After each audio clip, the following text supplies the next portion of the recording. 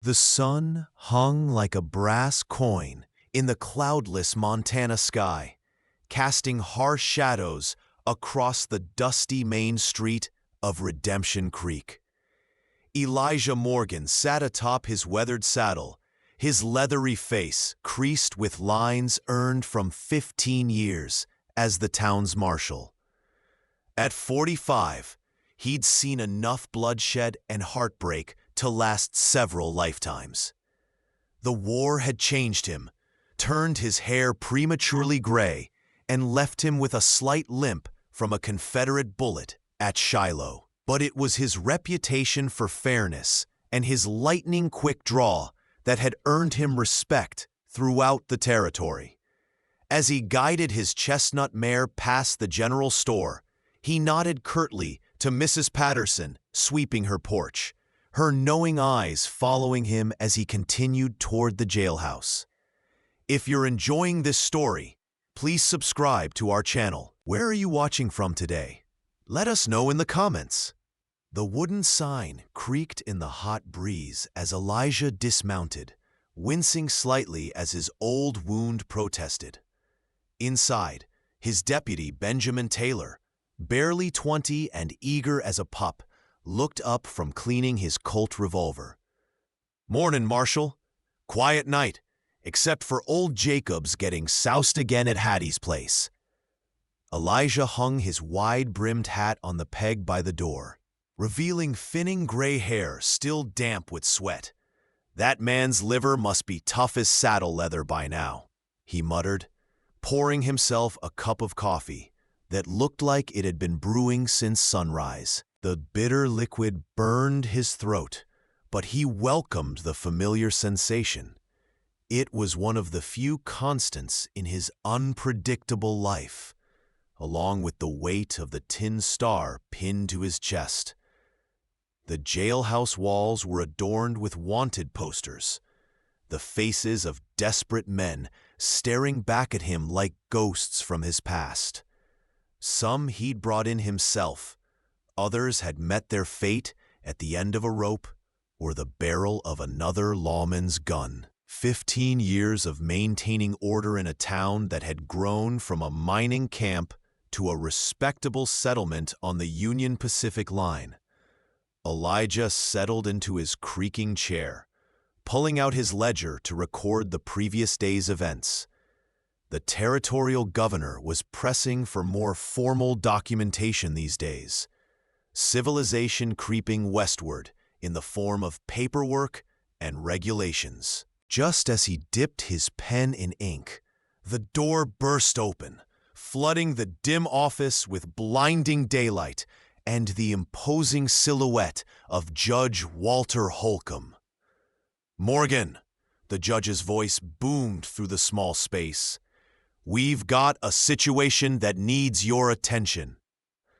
Holcomb was a barrel-chested man of 60, with mutton-chop whiskers and the permanent flush of someone who enjoyed his whiskey a bit too much. Behind his formidable presence stood a slight figure Elijah hadn't noticed at first, a young woman with auburn hair, partially hidden beneath a modest bonnet, her eyes downcast as if the wooden floorboards held some fascinating secret.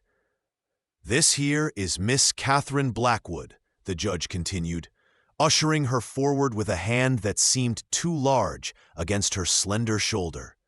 "Arrived on yesterday's train from Boston. Her father was Thomas Blackwood." The name struck Elijah like a physical blow, memories rushing back of a man he'd once called friend during those brutal war years. Thomas Blackwood had saved his life at Antietam, dragging him to safety when Confederate fire had pinned down their unit. After the war, they'd headed west together, two broken men seeking new beginnings. But their paths had diverged when Thomas continued northward to the Montana goldfields, while Elijah had found his calling with a marshal's badge. The occasional letter had kept them connected until word reached him 3 years ago of Thomas's death in a mine collapse, leaving behind a daughter back east. "Miss Blackwood," Elijah said, removing his hat as manners dictated, though he'd already hung it up. Your father was a good man. I owe him my life. Catherine Blackwood finally raised her eyes to meet his, and Elijah was startled by their intensity. Deep blue, like the mountain lakes he sometimes visited on his rare days off. Marshall Morgan. Her voice was soft but clear, carrying the refined accent of Eastern education. My father spoke highly of you in his letters. He said if I ever found myself in trouble out west, you were the one man I could trust. There was something in her gaze that unsettled him. Quiet determination behind the proper facade. Judge Holcomb cleared his throat loudly, drawing Elijah's attention back to the matter at hand. The situation, Morgan, is that Miss Blackwood has inherited her father's claim, the Double B Ranch north of town.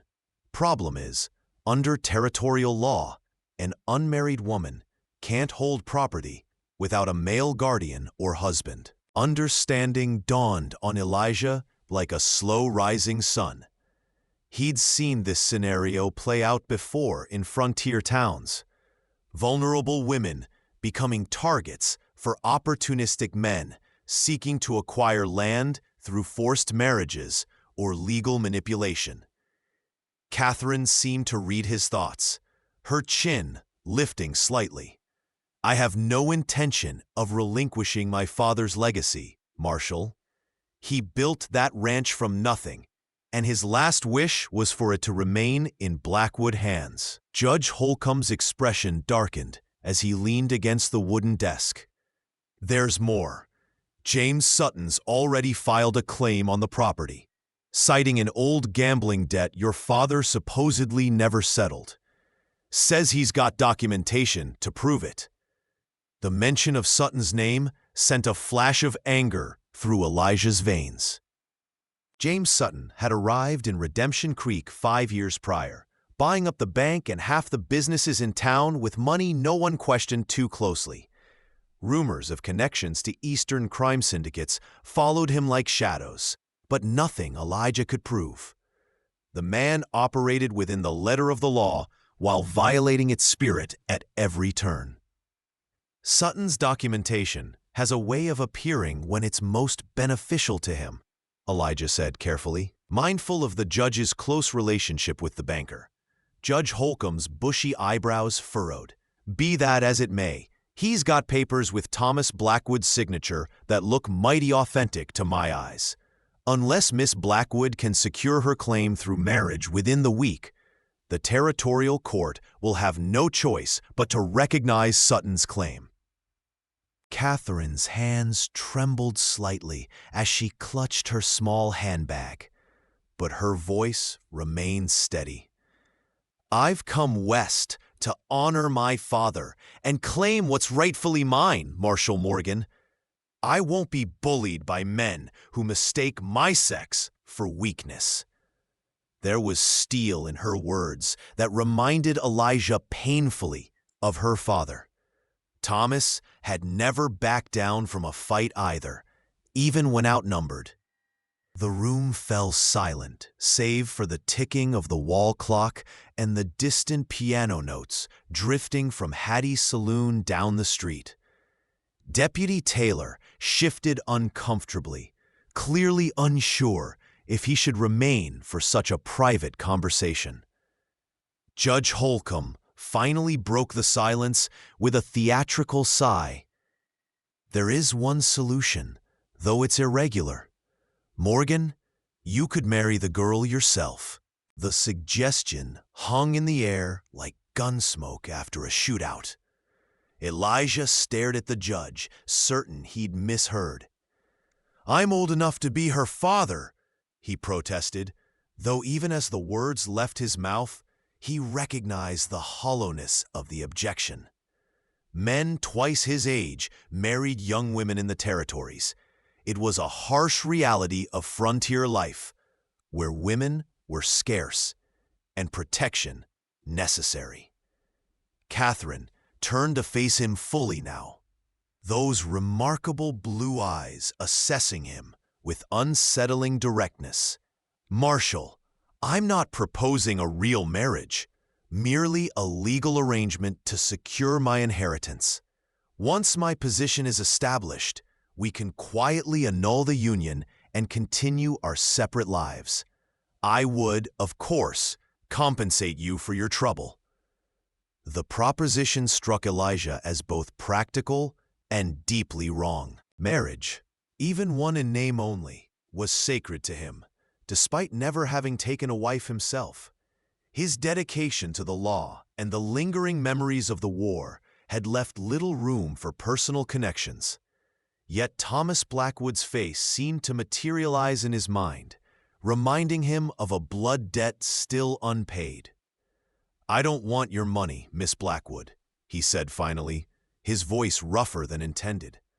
"But I made a promise to your father once to look after his kin if needed. If this is what it takes to honor that promise, then I'll do it." Judge Holcomb clapped his hands together with surprising enthusiasm.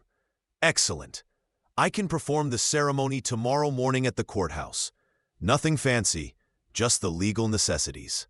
As the judge ushered Catherine toward the door, already discussing the details, she glanced back at Elijah with an expression he couldn't quite decipher. Gratitude mingled with something else, something that made him suddenly conscious of his wrinkled shirt and the 3-day stubble on his jaw.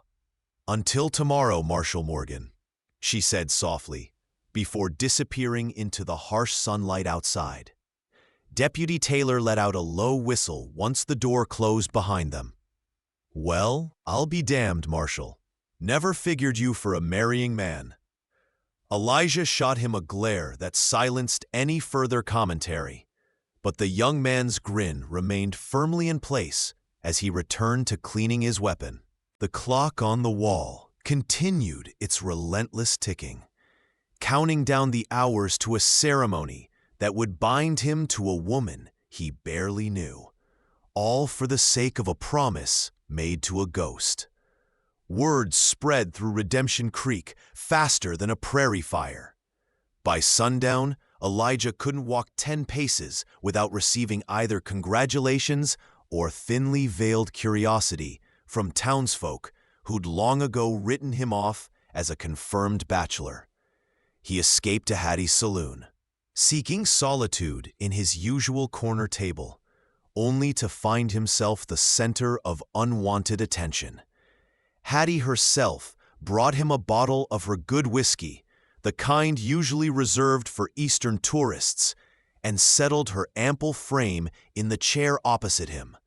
"So," she said, her rouge-painted lips curved in amusement, "you're finally taking a bride, and Thomas Blackwood's girl, no less." Elijah poured himself a generous measure of amber liquid. "It's not what you think, Hattie. Just helping the girl secure her inheritance." Hattie's laughter rolled deep and knowing. "Sure, that's how it always starts." She leaned forward, her voice dropping. "But that Sutton's not going to take this lying down, Elijah. He's been eyeing that Blackwood property ever since Thomas died. Word is, there's more than just grazing land at stake." Elijah had suspected as much. The Double B Ranch contained a critical water source that controlled access to the Northern Valley, valuable beyond measure in this arid country. "I can handle Sutton," he said, though the whiskey suddenly tasted sour on his tongue. Hattie's expression turned serious, the facade of the jolly saloon proprietress dropping away to reveal the shrewd businesswoman beneath. "Just watch yourself. That man doesn't lose gracefully, and he's got friends in high places, higher than your badge can reach." After Hattie left him to his thoughts, Elijah nursed his drink, watching the saloon fill with the usual evening crowd. Ranch hands spending their hard-earned wages, traveling salesmen seeking companionship, and the occasional prospector still chasing dreams of gold in streams long picked clean. In the corner, a weary-looking piano player pounded out popular tunes, barely audible above the growing din of conversation and laughter. It was a scene he'd witnessed countless times, yet tonight everything seemed tinged with an air of finality, as if he were seeing it all through the eyes of a man condemned. The thought was melodramatic, and Elijah chided himself for it. A marriage of convenience to honor an old debt was hardly a death sentence. Just as he was contemplating a second drink, the saloon doors swung open to reveal the imposing figure of James Sutton, flanked by two men whose bulging suit jackets poorly concealed their sidearms. The noise level dropped perceptibly as Sutton surveyed the room, his cold gaze finally settling on Elijah's corner. The banker was immaculately dressed as always, Eastern tailoring that seemed out of place in the dusty frontier town. He approached with the confidence of a man accustomed to having doors opened for him, stopping directly in front of Elijah's table. "Marshal Morgan?" His voice carried the clipped tones of St. Louis aristocracy. "May I join you for a moment?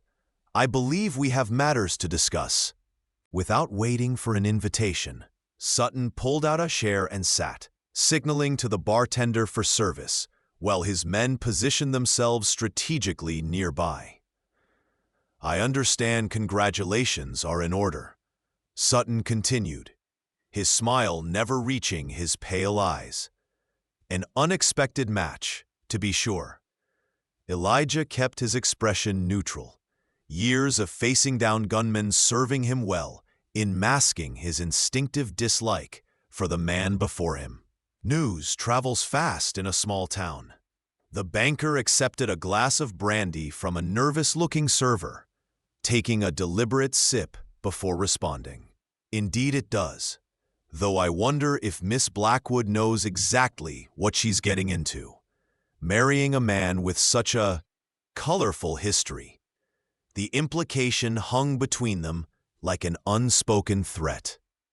Elijah had worked hard to bury certain aspects of his past, events from the chaotic years immediately following the war, when the line between lawman and outlaw had sometimes blurred.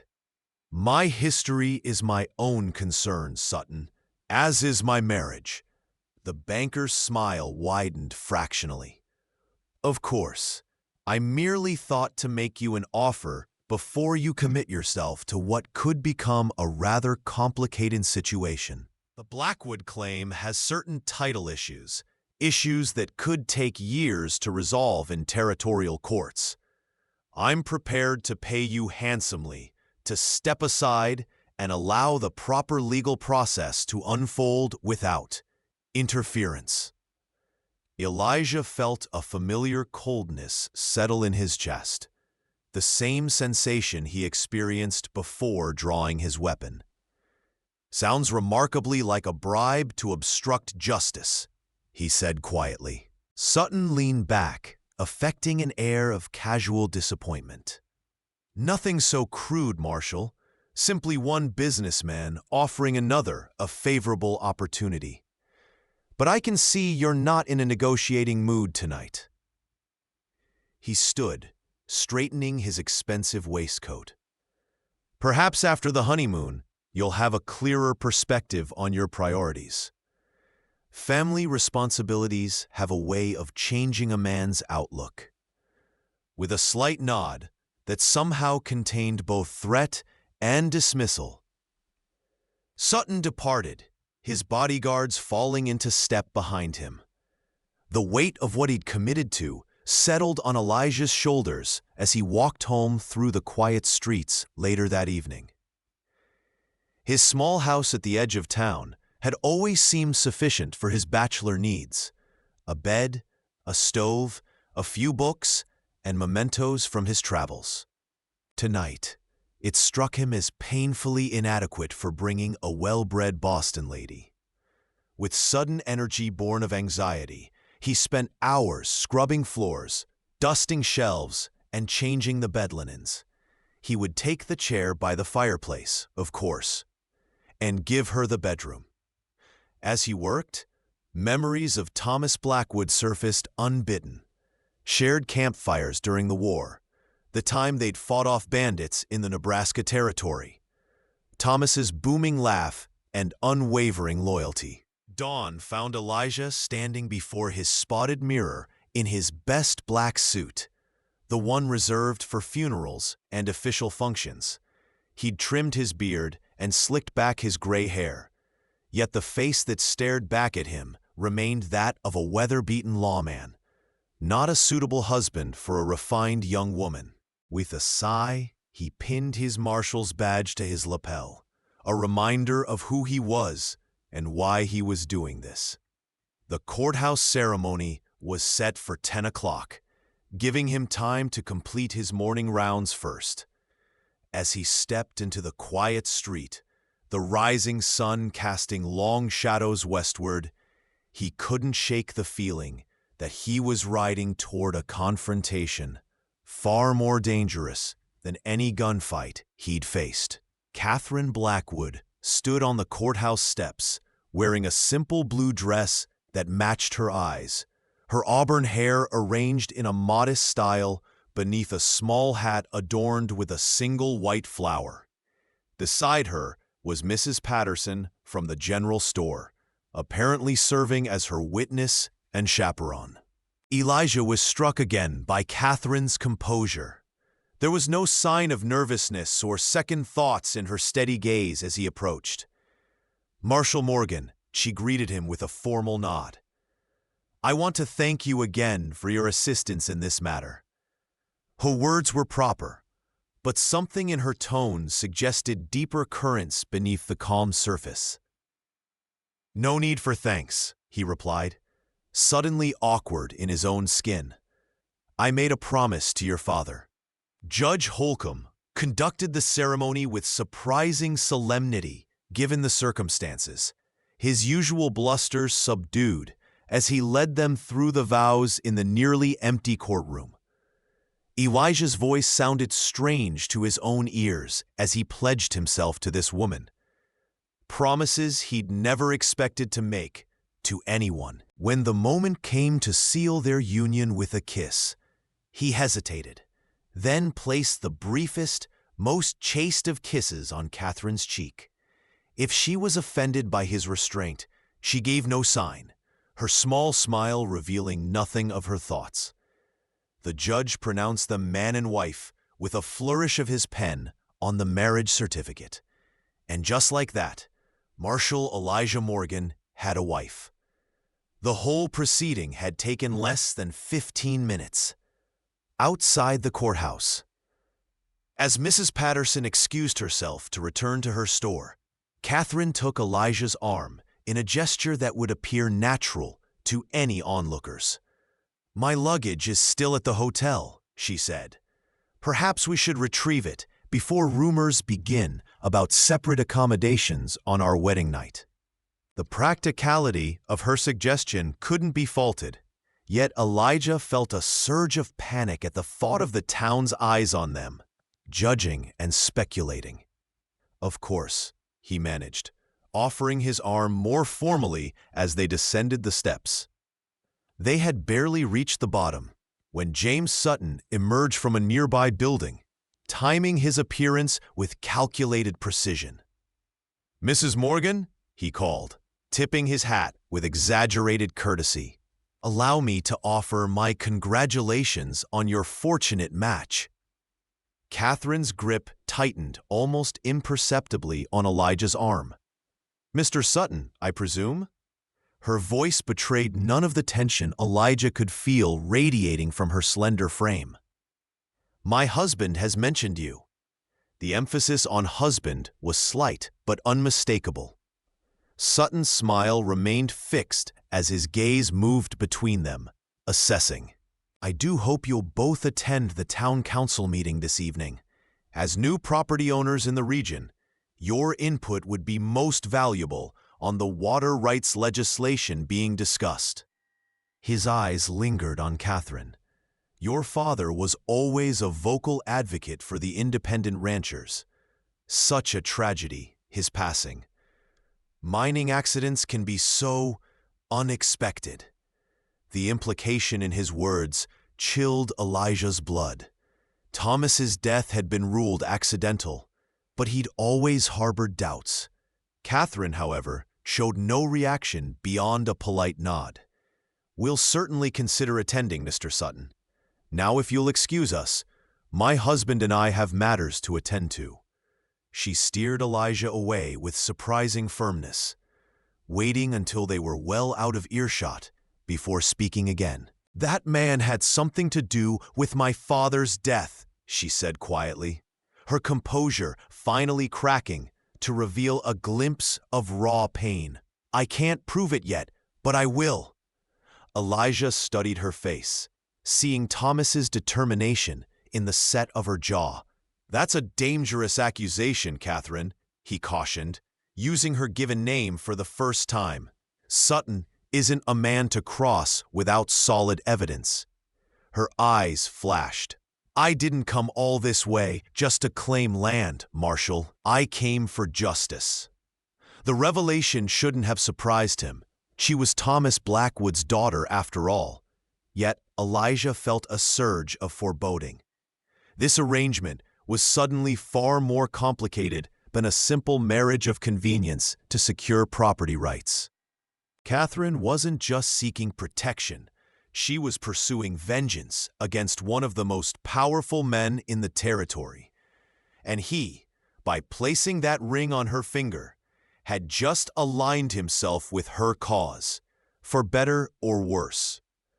As they continued toward the hotel to collect her belongings, the weight of his marshal's badge seemed heavier than usual against his chest, a reminder of where his duties lay, with the law, not personal vendettas, no matter how justified they might be. The Double B Ranch stood 10 miles north of town, a modest spread by Montana standards, but strategically located at the confluence of 2 year-round streams. The main house was a sturdy 2-story affair, built of locally milled pine, with a wide porch facing the distant mountains. Catherine had insisted on riding out to inspect her inheritance immediately after collecting her belongings, despite Elijah's suggestion that they settle into town first. "I've waited 3 years to see my father's home," she'd said with quiet determination. "I won't wait another night."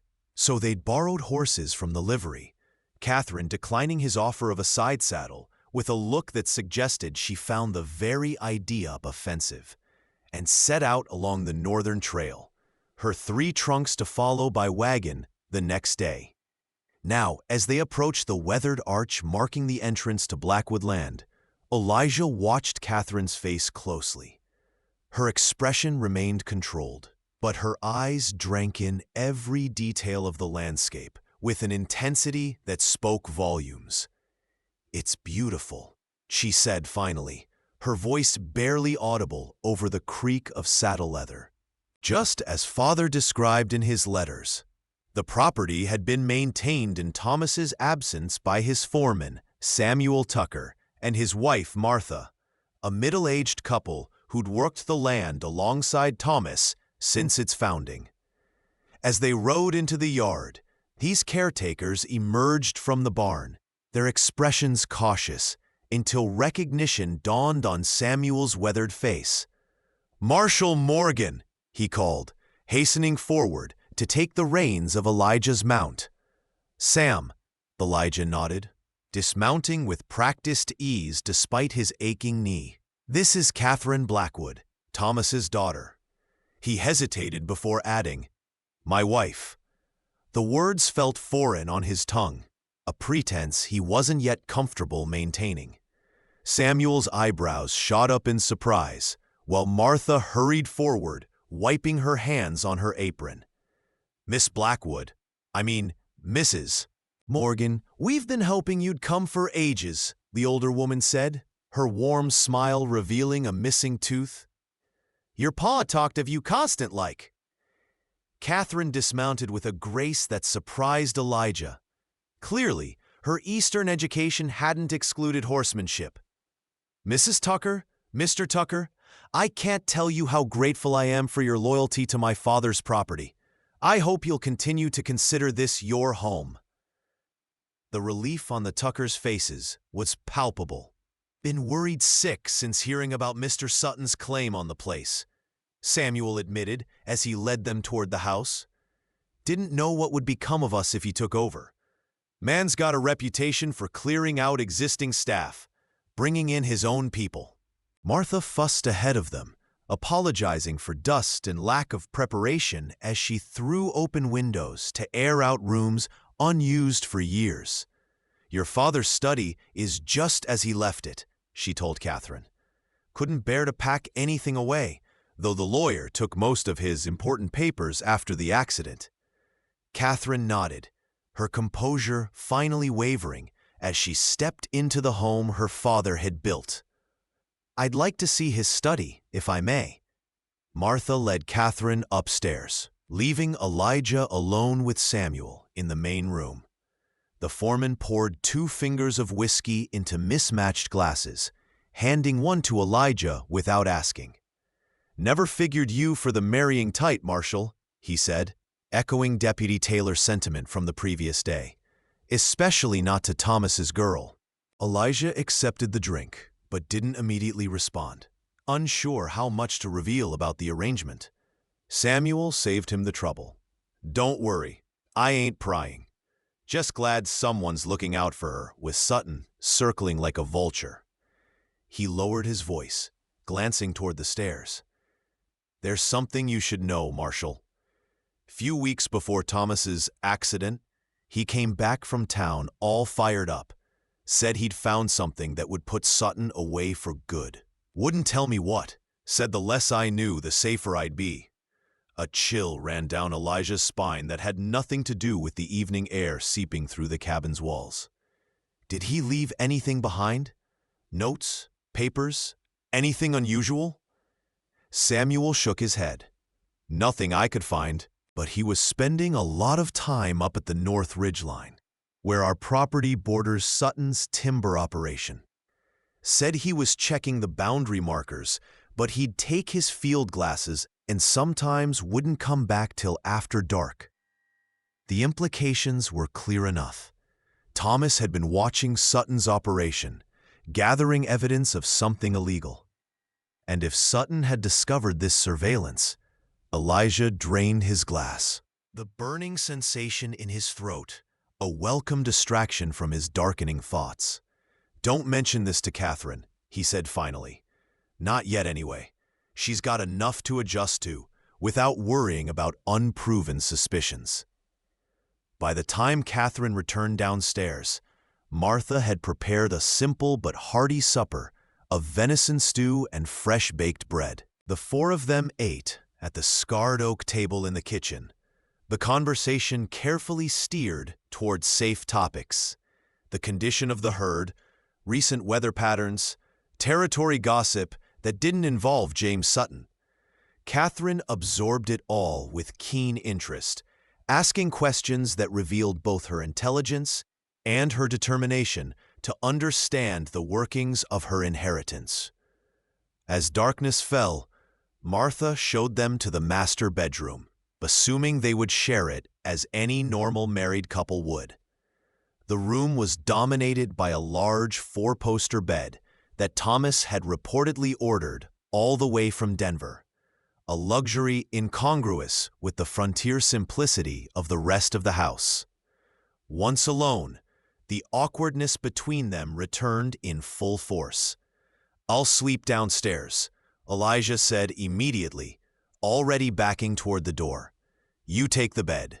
Catherine stood by the window, silhouetted against the fading light, her profile reminding him painfully of Thomas. That would look rather suspicious to the Tuckers, wouldn't it? A newly married couple separating on their wedding night? Her practical tone did nothing to alleviate the tension crackling between them. "The bed is large enough," she continued. "We can share it like civilized adults without compromising either of our dignities." Elijah felt heat rising in his face, grateful for the dim lighting that concealed his discomfort. "I gave my word to your father to protect you, not to—" He broke off, unable to articulate the complexity of his conflicted sense of honor. Catherine turned to face him fully, moonlight streaming through the window, illuminating her features. "Marshal Morgan, Elijah, I may have been raised in Boston, but I'm not naive about the realities of frontier life. This marriage is a legal arrangement for mutual benefit, nothing more." She moved to her trunk, which Samuel had carried up earlier, and extracted a modest nightgown and robe. "If you'll give me a moment of privacy, I'll change behind the screen. Then we can both get some rest. Tomorrow will be a busy day if we're to attend that town council meeting and uncover what Sutton is planning." The practicality of her approach left Elijah with no reasonable grounds for objection. He nodded stiffly and stepped onto the small balcony adjoining the bedroom, closing the door behind him to give her privacy. The night air carried the scent of pine and sage, familiar smells that had always brought him comfort during his infrequent visits to the Blackwood Ranch over the years. Stars crowded the vast Montana sky, brighter here, away from even the modest lights of Redemption Creek. Elijah found himself thinking about the twists of fate that had led him to this moment, standing on his dead friend's balcony, legally married to a woman half his age, embroiled in what increasingly appeared to be a dangerous quest for justice against a powerful enemy. It wasn't the life he'd envisioned when he'd pinned on the marshal's badge 15 years ago, seeking order and purpose after the chaotic brutality of war. A soft knock on the balcony door pulled him from his reverie. "You can come in now," Catherine called, her voice muffled by the wood. She was already in bed when he re-entered, the covers pulled up to her chin, her auburn hair loose around her shoulders. Elijah hesitated, then began to remove his boots and outer clothing, acutely conscious of maintaining propriety. He kept his union suit on as he slid beneath the covers on the far side of the mattress, creating as much distance between them as the large bed allowed. "Good night, Catherine," he said stiffly, turning his back to her and closing his eyes, determined to find sleep quickly and end this uncomfortable situation. For several long minutes, only the sounds of night creatures and the occasional creak of the house settling broke the silence. Then, just as Elijah was beginning to relax into the first stages of sleep, Catherine's voice came through the darkness, barely above a whisper. "I know what you did for my father after Antietam." Sleep vanished instantly as Elijah's entire body tensed. "He told you about that?" The sheets rustled as Catherine turned toward him, though he kept his back firmly to her. "In his letters, he said you didn't just save his life during the battle. You saved his soul afterward." Elijah closed his eyes against the flood of memories her words unleashed. Thomas's deep despair after the bloodiest single day of the war, his talk of ending his own life rather than continuing to witness such slaughter. The night Elijah had found him with his service revolver pressed against his temple, and the long hours of talking that followed, two broken men finding reasons to continue in a world that seemed determined to destroy everything good. "Your father saved me just as much as I saved him," Elijah said finally, his voice rough with emotion he rarely allowed himself to display. "He also told me about Nebraska," Catherine continued, her voice taking on a different quality, harder, more determined, about the men you hunted down together after they murdered that family on the homestead. Elijah rolled over then, needing to see her face in the dim moonlight filtering through the window. "That's not something a father should burden his daughter with." Catherine's eyes met his without flinching. "My father never sheltered me from the truth of the world, Marshal. He believed women should know exactly what men are capable of, both the good and the evil. He wrote that you tracked those killers for 2 weeks through a blizzard, and when you found them, you dispensed the justice they deserved. There was no condemnation in her voice, only a quiet understanding that unsettled him far more than judgment would have. That was a different time, Elijah said carefully. Before proper courts were established in the territory, we did what was necessary. What he didn't say was how that particular brand of frontier justice had haunted him in the years since. One of many ghosts that kept him company on lonely nights. Catherine seemed to read the unspoken truth in his expression. You've spent 15 years enforcing the law here, building something stable out of chaos.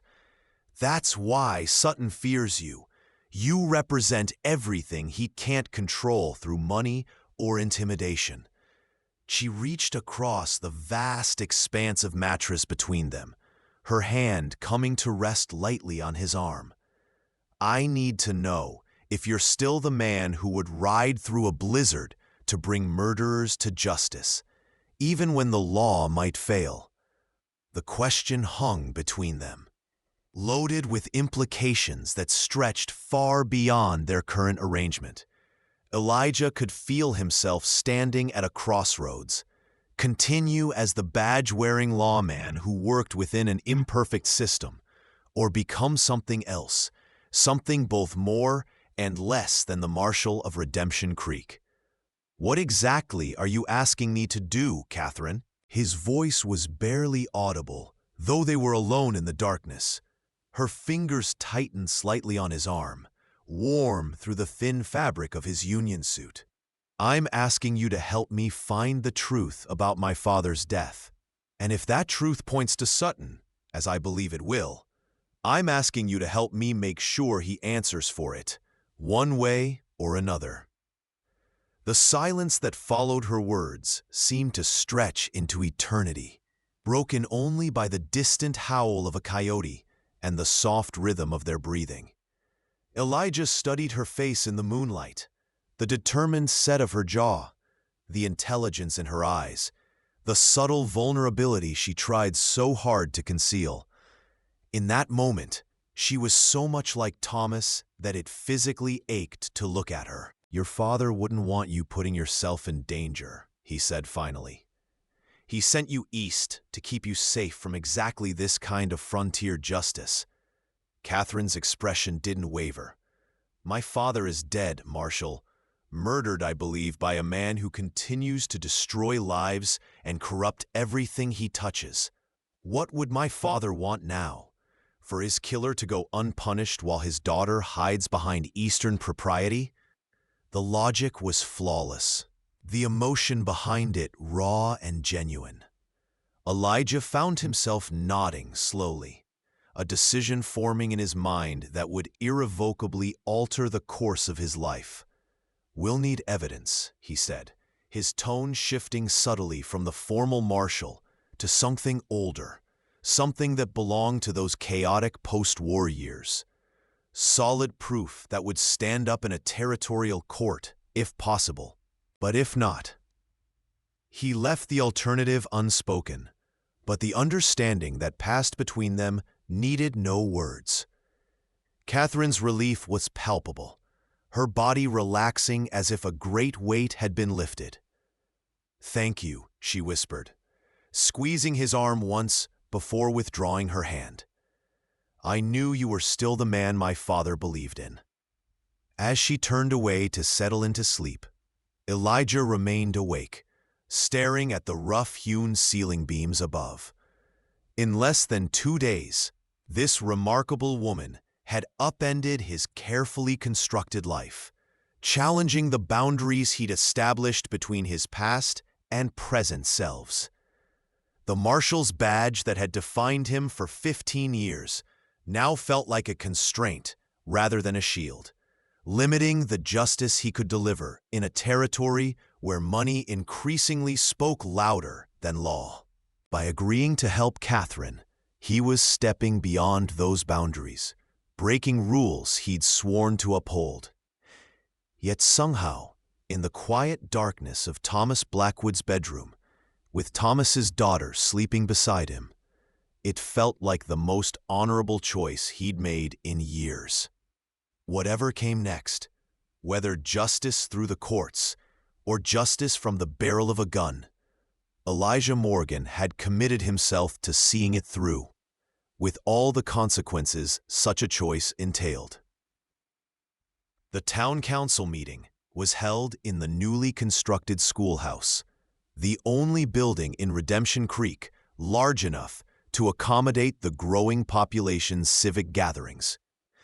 Elijah and Catherine arrived deliberately late, slipping into seats at the back, just as James Sutton was beginning his presentation on the proposed water rights legislation. Their entrance caused a ripple of whispers and turned heads. News of their hasty marriage had spread throughout the community, spawning speculation that ranged from romantic to scandalous. Sutton paused briefly, his eyes narrowing as he spotted them, before continuing his carefully crafted speech about progress and efficient resource management. To an untrained ear, it might have sounded reasonable, even visionary. But Elijah, who had attended countless similar meetings, could detect the carefully concealed agenda beneath the flowing rhetoric. The future of our growing community depends on centralized control of water resources, Sutton was saying, gesturing to a large map pinned to the blackboard.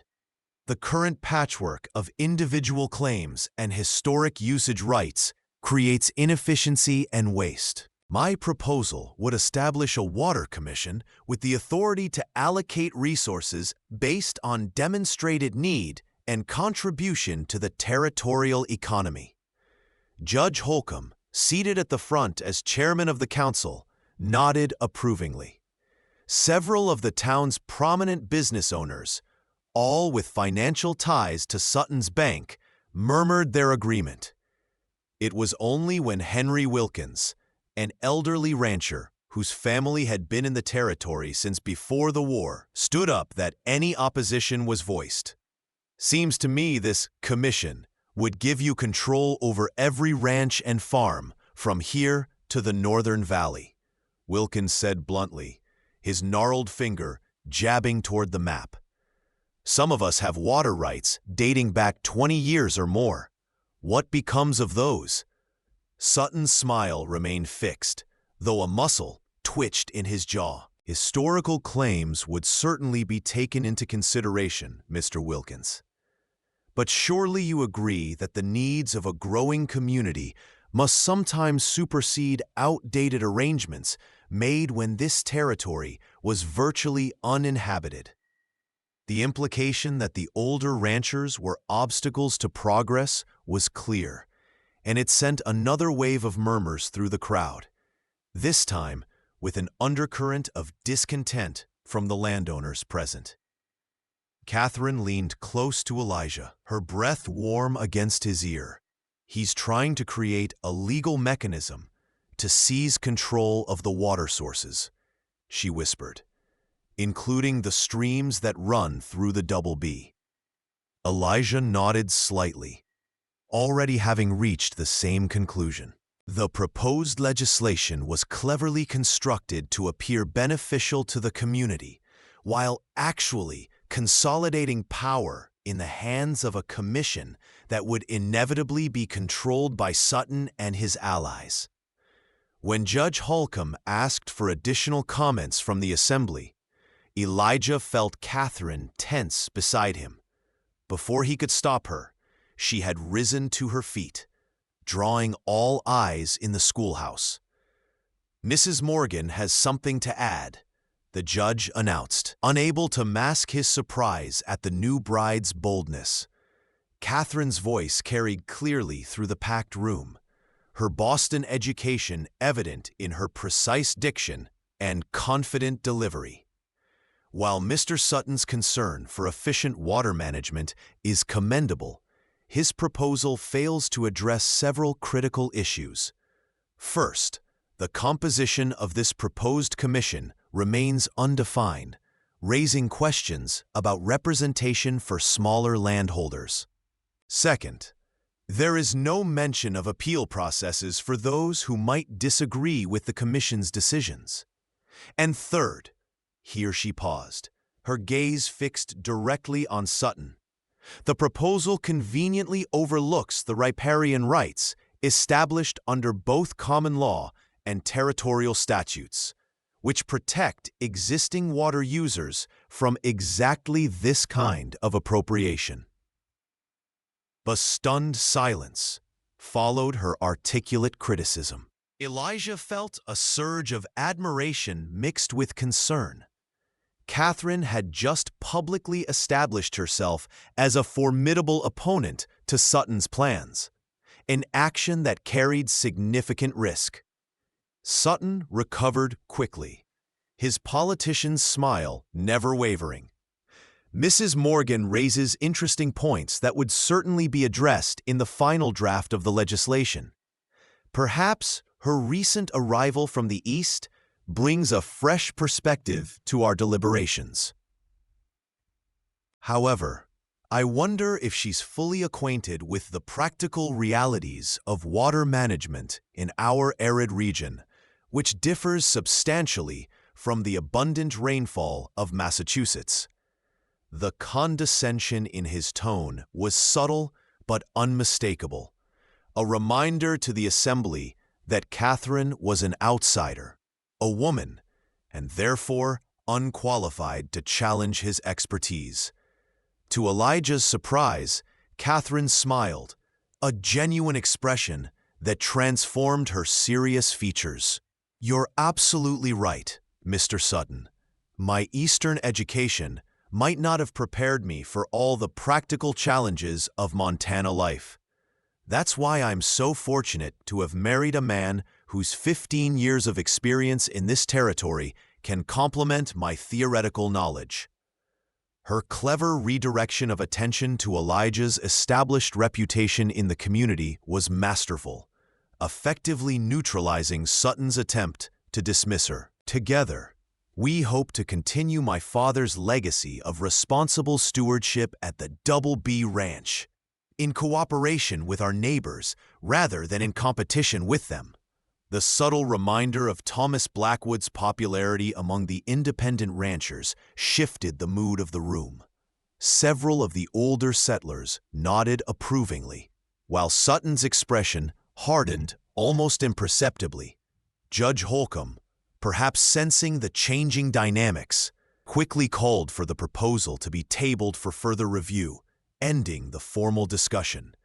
As the meeting broke up into smaller conversations, Elijah guided Catherine toward the exit, conscious of the many eyes following their movements. "That was either very brave or very foolish," he murmured, his hand at the small of her back, in a gesture that was both protective and possessive, a role he was beginning to inhabit more naturally than he'd expected. Sutton won't forgive being challenged publicly, especially by a woman. Catherine's eyes sparkled with a fierce energy that reminded him again of her father in his younger days. "Good," she said quietly. "I want him watching me, focusing on me as the threat.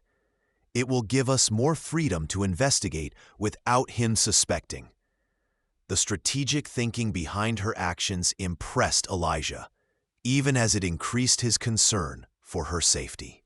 They had barely reached the schoolhouse steps when they were intercepted by Henry Wilkins, the elderly rancher who had first spoken against Sutton's proposal.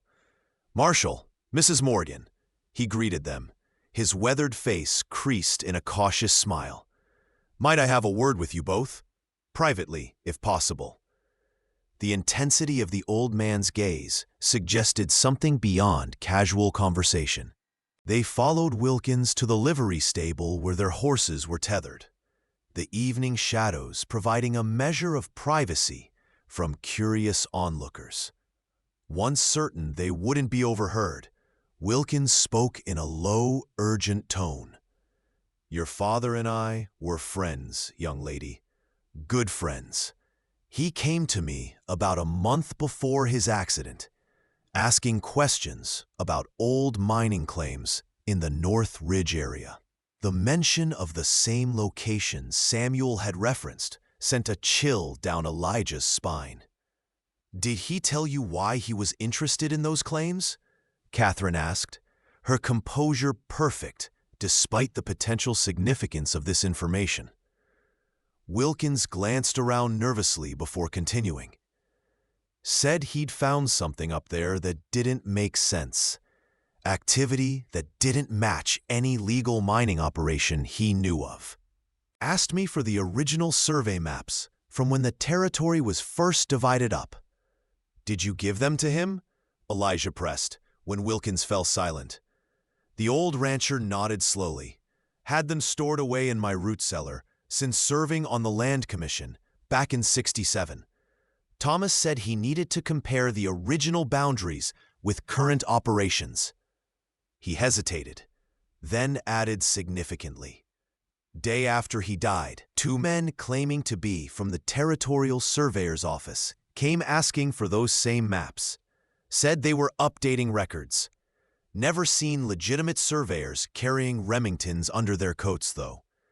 The implication was clear. Sutton's men had been searching for whatever evidence Thomas had been gathering. "Mr. Wilkins," Catherine said carefully, "do you believe my father's death wasn't an accident?" The old man's rheumy eyes held a lifetime of frontier wisdom. "Let's just say I've been around long enough to notice when coincidences pile up too neatly. Thomas finds something concerning in the North Ridge, starts asking questions, then dies in a mine shaft that he'd worked safely for 3 years. He shook his head slowly. "Man who taught me to prospect always said there's no such thing as bad luck in mining, only carelessness or sabotage. And your father wasn't careless." The confirmation of Catherine's suspicion seemed to strengthen rather than distress her. "Thank you for telling us this," she said, touching the old man's gnarled hand briefly. "Would you be willing to make a statement to that effect if needed?" Wilkins' expression turned guarded. "Statement's one thing, testifying is another. Man like me, all alone on my spread. Accidents happen to witnesses too." The fear in the old rancher's eyes spoke volumes about Sutton's reputation and reach in the territory. Elijah couldn't blame him for his caution. A man Wilkins' age had little defense against the kind of enforcers Sutton employed. "We understand," Elijah assured him. "For now, it would be best if you didn't mention this conversation to anyone." As Wilkins shuffled away, disappearing into the gathering darkness, Catherine turned to Elijah with renewed determination. "The North Ridge," she said. "We need to see what my father found there." Elijah nodded grimly, already calculating the risks. "First light tomorrow. We'll need to be careful. If Sutton's men are watching the ranch, they'll be particularly alert to any interest we show in that area." The ride back to the Blackwood Ranch was conducted mostly in silence, both of them processing the implications of what they'd learned. The pieces were beginning to form a pattern. Thomas had discovered something illegal in Sutton's operations near the North Ridge, gathered evidence, and been killed before he could act on that information. Whatever he'd found had been significant enough to warrant murder and a subsequent cover-up.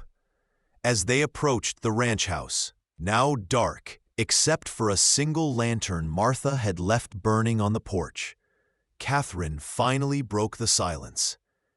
"You know we won't be safe until this is resolved. Sutton can't afford to let us continue investigating." Elijah had reached the same conclusion, but had been reluctant to voice it, not wanting to frighten her. "I won't let anything happen to you," he said, the promise weighted with more emotion than he'd intended to reveal. Catherine's smile was visible in the faint moonlight as they dismounted in the yard. "I believe you, Elijah, but I'm not concerned only for myself." Her hand came to rest lightly on his arm, a gesture that was becoming familiar between them. "You've put yourself at risk by aligning with me. Your position, your reputation, everything you've built here could be threatened." The genuine concern in her voice touched something long dormant in Elijah's heart. This woman he'd married for convenience and honor was proving to be far more than Thomas Blackwood's daughter. She was a formidable person in her own right, one who considered his welfare alongside her quest for justice. "Some things are worth the risk," he said simply, covering her hand with his own for a brief moment before they entered the house.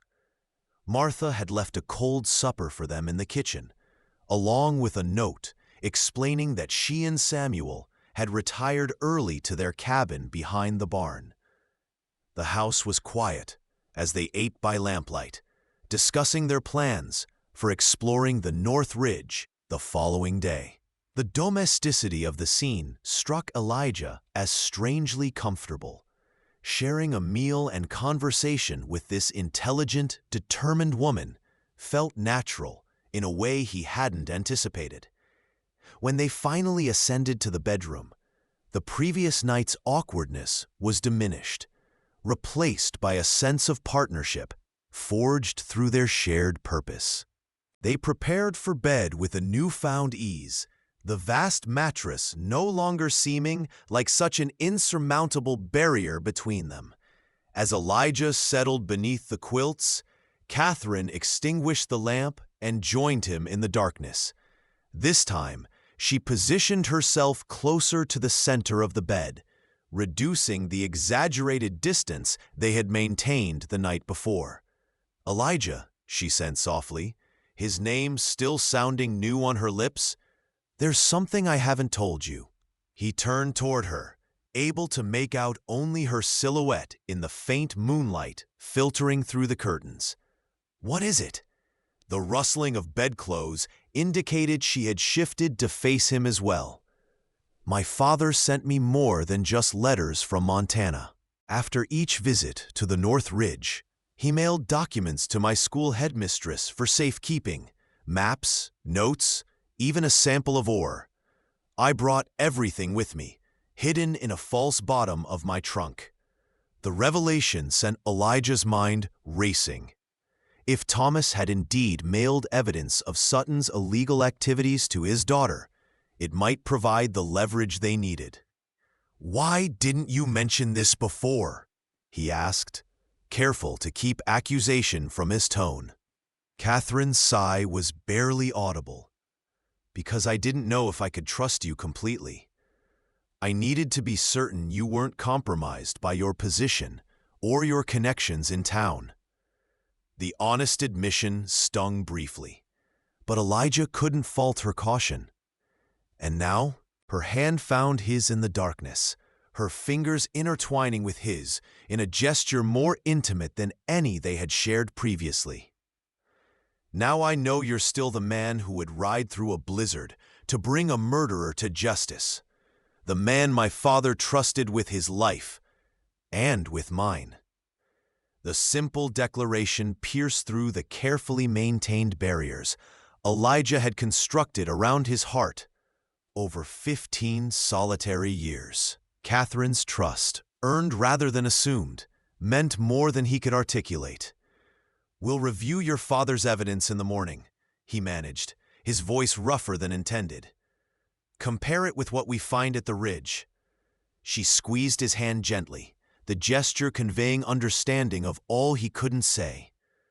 "Good night, Elijah," she whispered, not withdrawing her hand from his as she settled into the pillows. He returned the pressure of her fingers, a silent acknowledgement of the unexpected bond forming between them. "Good night, Catherine."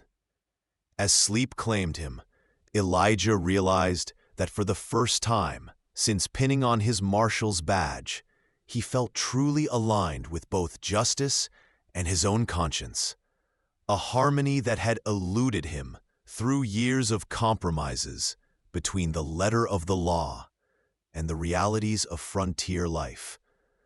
Dawn broke clear and cold over the Montana landscape, painting the distant mountains in hues of purple and gold. Elijah was already awake, watching the gradual illumination of the bedroom and the woman sleeping beside him. Sometime during the night, Catherine had moved closer, her head now resting against his shoulder, her auburn hair spilling across the pillow between them. The intimacy of the moment, unplanned and unconscious, stirred emotions he'd long suppressed in his solitary existence. He allowed himself a few moments to simply observe her in repose. The determined set of her jaw relaxed in sleep, before gently extricating himself to begin preparations for their expedition to the North Ridge. The movement caused Catherine to stir, her eyes opening to find him standing beside the bed. "It's time?" she asked, immediately alert despite the early hour. Elijah nodded, already pulling on his worn leather vest over his union suit. "Best to get an early start, less chance of being observed." Catherine rose without hesitation, moving behind the dressing screen with practiced efficiency.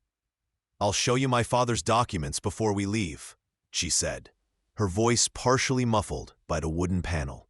"They might help us identify exactly what we're looking for." Within 15 minutes, both were dressed and downstairs in Thomas's study. Catherine in a practical riding skirt and sturdy boots that had clearly been packed with frontier conditions in mind, belying her Boston finishing school image.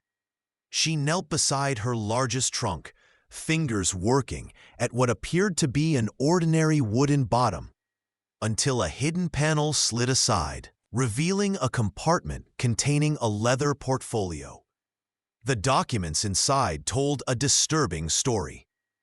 Thomas Blackwood had discovered evidence of an illegal mining operation on the North Ridge, one extracting not gold or silver, but something far more valuable in the changing economy: coal. His detailed notes documented a sophisticated operation concealed beneath the guise of a timber harvesting camp, deliberately positioned to straddle boundary lines where survey markers had been mysteriously relocated.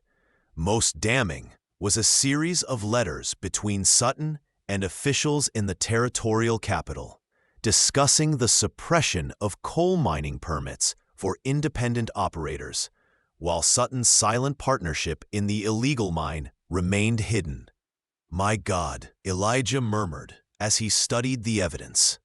Sutton's been running a shadow operation, extracting coal without permits or safety regulations, while using his influence to block legitimate competitors. Catherine nodded grimly, spreading out a hand-drawn map showing the location of the concealed mine entrance. Father estimated they've extracted thousands of dollars worth already, using Chinese laborers brought in under the pretense of railroad work. The practice was, unfortunately, common throughout the territories. Immigrant workers subjected to dangerous conditions without legal protections, their deaths rarely investigated or even recorded. "If this is accurate, it's not just fraud and corruption," Elijah said, a cold anger settling in his chest. "It's manslaughter at minimum. Those mines would have no safety protocols, no inspections."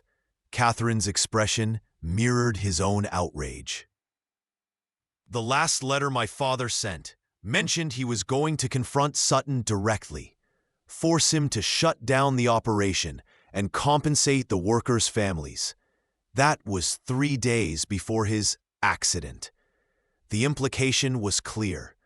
Thomas Blackwood had signed his own death warrant by threatening Sutton's lucrative criminal enterprise." Elijah carefully returned the documents to the hidden compartment, his marshal's instincts warring with his growing personal involvement. "This evidence is compelling, but not conclusive in a legal sense. We need to verify the current state of operations, get concrete proof that would stand up in territorial court. Catherine secured the trunk and stood, determination evident in every line of her posture. Then let's get that proof, today. They breakfasted quickly on coffee and biscuits left by Martha, then saddled horses from the Blackwood stable, sturdy mountain stock, better suited to the rough terrain of the ridge than their borrowed town mounts. Samuel intercepted them as they prepared to depart, his weathered face creased with concern. "North Ridge, is it?" he asked, correctly reading their intentions from their provisions and direction. When Elijah nodded, the foreman's expression darkened. "Been strange activities up that way lately. Twice this month, I've spotted riders watching the property from the high ground. Not ordinary cowpunchers either. Hard men, well armed." He lowered his voice, though there was no one else present. "If you're continuing whatever Thomas started up there, watch your backs. Particularly around the old mining trail that cuts through Sutton's timber claim." The warning only reinforced their caution as they set out, taking a circuitous route that kept them below ridgelines and out of sight from potential observers. The journey to the North Ridge took nearly 3 hours, requiring them to traverse increasingly difficult terrain as they approached the boundary between Blackwood land and Sutton's extensive holdings. They left their horses concealed in a stand of pines, continuing on foot along a game trail that Thomas had marked on his map. The late morning sun beat down on them as they climbed, the air growing thinner with each 100 feet of elevation. Catherine kept pace without complaint, her determination evident in the set of her jaw and the steady rhythm of her breathing. Finally, they reached a vantage point that overlooked a broad clearing in what was ostensibly Sutton's lumber operation. What they saw confirmed Thomas's discoveries, and worse, below them, partially concealed by strategic placement of felled trees and canvas screens, was the entrance to a mine shaft. But unlike legitimate operations with proper scaffolding and ventilation systems, this one was crude, clearly constructed for maximum extraction with minimum investment in safety. A team of laborers, predominantly Chinese men in threadbare clothing, worked under the watchful eyes of armed overseers. Carts of coal emerged from the shaft at regular intervals, their contents transferred to larger wagons disguised with timber coverings before being sent down a rough road toward Redemption Creek. "My God," Catherine whispered, horror evident in her voice. "It's worse than Father described. Those men are practically slaves." Elijah's jaw tightened as he observed the operation through his field glasses. No safety supports, no proper ventilation. One cave-in or pocket of gas, and everyone inside would die. His experience during the war had included brief service in a Pennsylvania coal region, where he'd witnessed firsthand the dangers of even properly constructed mines. This operation was a death trap by comparison. He shifted his focus to the armed men supervising the workers, recognizing two as Sutton's bodyguards from the saloon confrontation. "We need to document this," he said, already calculating angles and approaches. "Get close enough to identify key personnel, confirm the coal extraction, establish that this is definitely on the disputed boundary where Sutton moved the survey markers." Catherine nodded, reaching into her satchel to produce a small leather case containing a Kodak camera, one of the new portable models that had only recently become available to the public. "Father sent this to me last Christmas," she explained, seeing Elijah's surprise. "He said evidence carries more weight when it can't be disputed." The foresight of Thomas Blackwood continued to impress Elijah, even as it reinforced the painful absence of his friend. "We'll need to get closer," Catherine continued, already checking the camera's mechanisms. But not too close. If they spot us with this, they'll know exactly what we're doing. The risk was substantial, but the potential reward, irrefutable evidence of Sutton's criminal enterprise, justified it. They worked their way carefully around the ridge, using natural cover to approach a promontory that offered clear sightlines to the operation without exposing themselves. Catherine proved remarkably adept at moving quietly through the wilderness, again defying Elijah's expectations of an Eastern-educated woman. Once in position, she set up the camera with practiced efficiency, capturing several exposures of the mine entrance, the workers, the disguised coal wagons, and most importantly, Sutton himself, who had arrived in a fancy buggy to oversee the day's operations. "This is perfect," Elijah whispered as Catherine packed away the camera. "With these photographs and your father's documents, we can build a case strong enough for even the territorial governor to act on." Their elation was short-lived. As they prepared to retreat from their observation point, a shout from below indicated they'd been spotted. "Riders coming up the East Trail," Catherine hissed, already moving toward their planned escape route. Elijah drew his revolver, the weight familiar and reassuring in his hand. "Stay low, head for the horses. If we get separated, make for Miller's Creek Crossing. I'll find you." The urgency in his voice conveyed the danger without need for elaboration. Catherine clutched the precious camera to her chest, nodding once before slipping into the underbrush with surprising stealth. Elijah took a different path, intentionally making enough noise to draw attention to himself and away from Catherine's retreat. The strategy worked too well. Within minutes, he heard the distinctive sounds of pursuit, men crashing through the forest behind him, occasional shouts as they coordinated their efforts.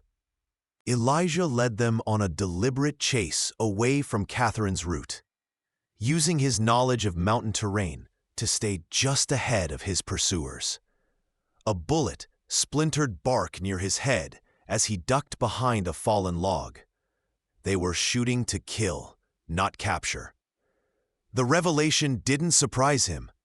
Sutton couldn't afford witnesses to his operation, especially not the marshal who could bring legal consequences. Elijah returned fire, precisely, not aiming to hit the men, but to slow their advance, buying time for Catherine to reach safety with their evidence. The pursuit continued for nearly an hour, Elijah gradually working his way back toward where they'd left the horses, hoping Catherine had already reached them and fled to safety. His leg wound from the war throbbed painfully as he climbed a steep embankment, reminding him that he was no longer the young soldier who could outrun danger indefinitely. Just as he crested the rise, pain exploded in his left shoulder, the searing heat of a bullet finding its mark.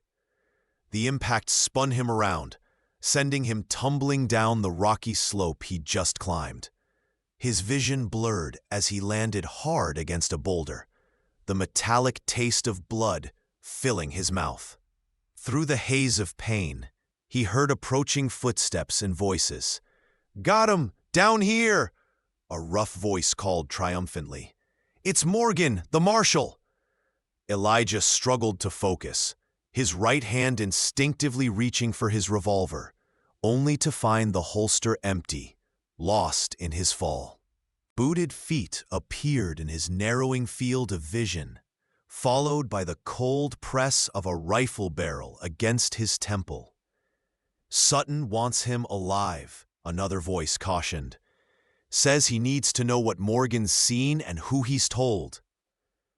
Rough hands seized him, igniting fresh waves of agony from his wounded shoulder. As darkness closed in around him, Elijah's last coherent thought was of Catherine, praying she'd escaped, that she'd reach safety with the evidence that might bring Sutton to justice, even if he himself wouldn't live to see it.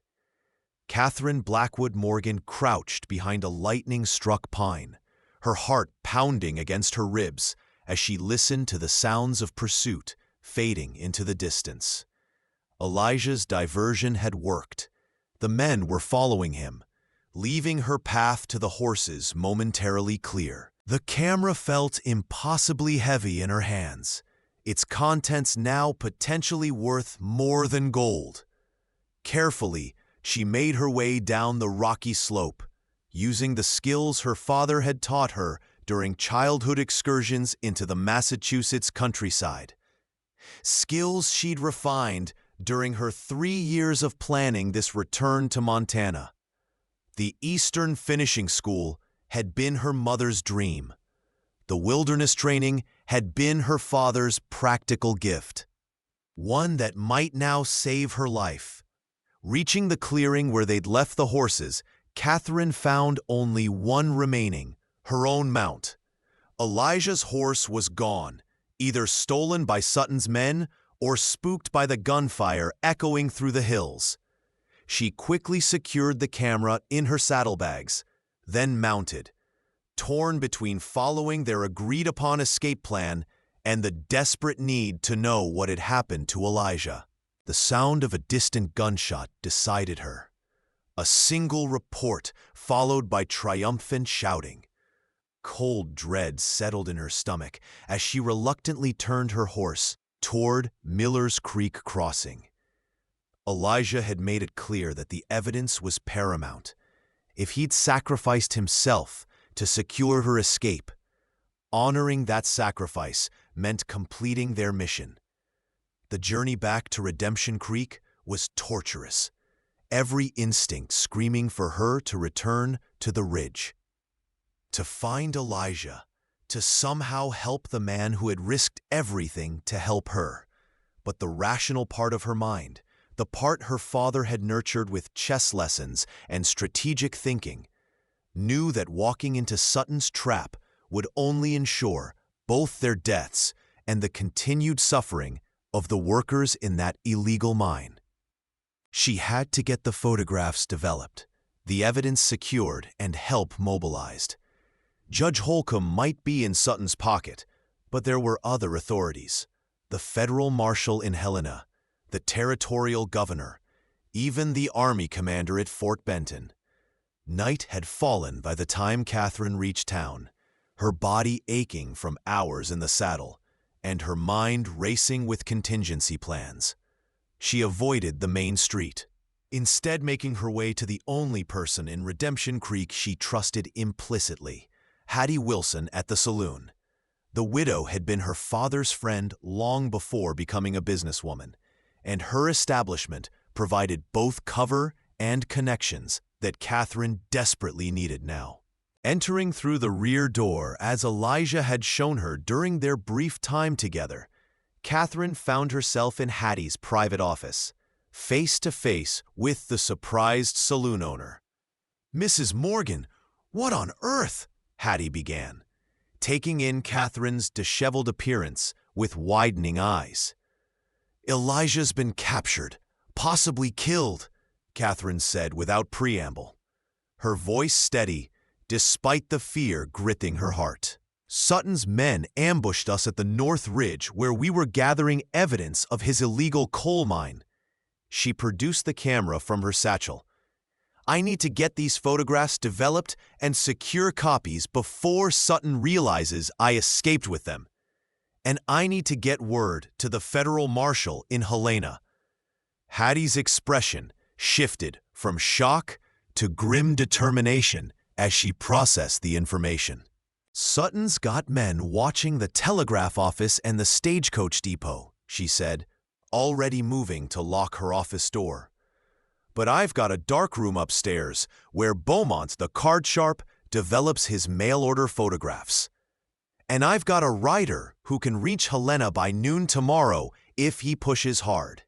As Hattie set her plan in motion, summoning the photographer and dispatching a trusted bartender to prepare a mount for the journey to Helena, Catherine finally allowed herself a moment of vulnerability. "Hattie, "If Elijah's alive," she began, her voice cracking slightly. The older woman's eyes softened as she took Catherine's cold hands in her warm ones. "That man survived worse than James Sutton," she said with conviction. "But if he is Sutton's prisoner, we need to move fast.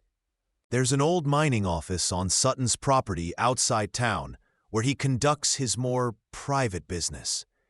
If Elijah's alive, that's where they'd take him for questioning." The implication of what such questioning might entail hung unspoken between them. While Beaumont worked to develop the photographs in the makeshift darkroom, Catherine changed into fresh clothing Hattie provided and forced herself to eat a bowl of stew to maintain her strength. Her mind was already formulating a rescue plan, weighing options and risks with the clarity that came from absolute focus. "I'll need a weapon," she told Hattie as they huddled over a rough map of Sutton's holdings, "and someone who knows the back trails to that mining office." Hattie studied her with newfound respect. "Thomas's daughter indeed," she murmured, before moving to a hidden safe behind a painting. From it, she extracted a Remington Derringer, small enough to conceal in a lady's pocket, but powerful enough at close range to be deadly. As for guides, Samuel Tucker knows those hills better than anyone still breathing. But Catherine, she hesitated, concern evident in her lined face.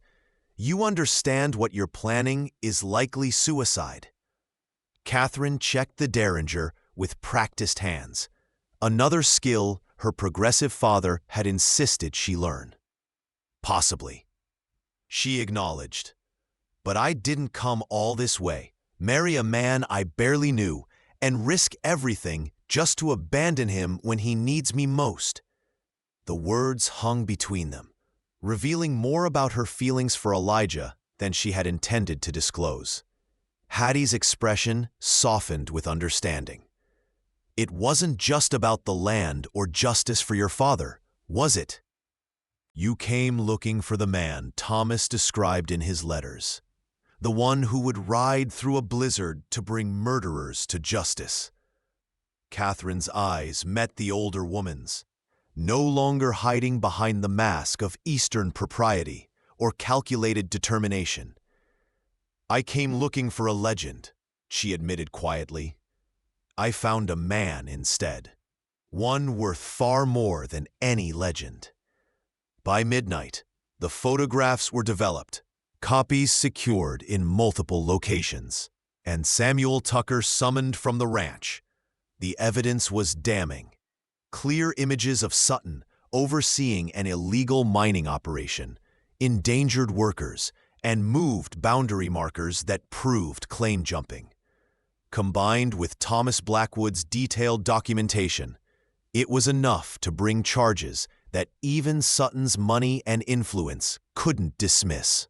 Hattie's messenger was already riding hard for Helena, carrying duplicates of everything and a formal request for federal intervention. All that remained was the most dangerous part of the plan: locating and rescuing Elijah, if he still lived. Samuel's weathered face was grave as he confirmed Hattie's information about the old mining office.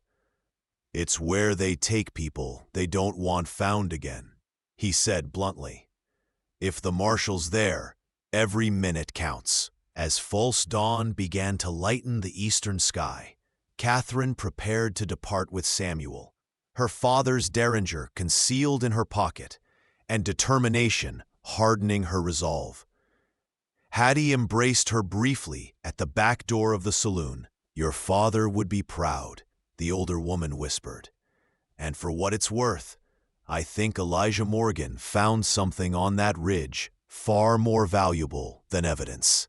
The words warmed Catherine as she mounted her horse, following Samuel's lead toward the outskirts of town and the confrontation that would determine not just Elijah's fate, but her own future in this harsh, beautiful territory that had claimed her father's life and now threatened to take the man she had unexpectedly come to care for deeply.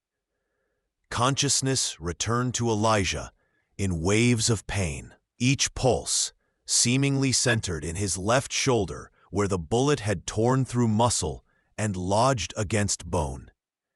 He was seated upright, arms bound behind him to a wooden chair, legs similarly secured. The room was dimly lit by a single oil lamp, revealing rough-hewn walls of an abandoned mining office. Blood had dried in a stiff pattern down his shirt front, and his mouth tasted of copper and dust. As his vision cleared, he made out the figure of James Sutton seated opposite him, meticulously cleaning his fingernails with a small penknife. "Ah, Marshal Morgan, welcome back to the land of the living, temporarily at least." The banker's refined voice carried an undercurrent of satisfaction that sent a chill through Elijah, despite the room's oppressive heat. "Where's Catherine?" Elijah demanded, his voice a ragged whisper through parched lips. Sutton's smile never reached his cold eyes. "Mrs. Morgan appears to have eluded my men, a temporary inconvenience, I assure you. Even now, they're searching the area between the ridge and town." He set aside the penknife, leaning forward with the air of a businessman preparing to negotiate. "Which brings us to our current situation. You've seen things today that pose a significant problem for my operations. Normally, the solution would be simple and permanent. However, the disappearance of a federal marshal raises questions even my influence might struggle to suppress." He sighed theatrically. "So I find myself in the unusual position of needing your cooperation." Elijah tested his bonds surreptitiously, finding them professionally secured. No slack to exploit, no immediate possibility of escape. His marshal's badge had been removed, along with his gun belt and boots. Pain radiated from his shoulder with each slight movement, but he kept his expression neutral, unwilling to give Sutton the satisfaction of seeing his discomfort.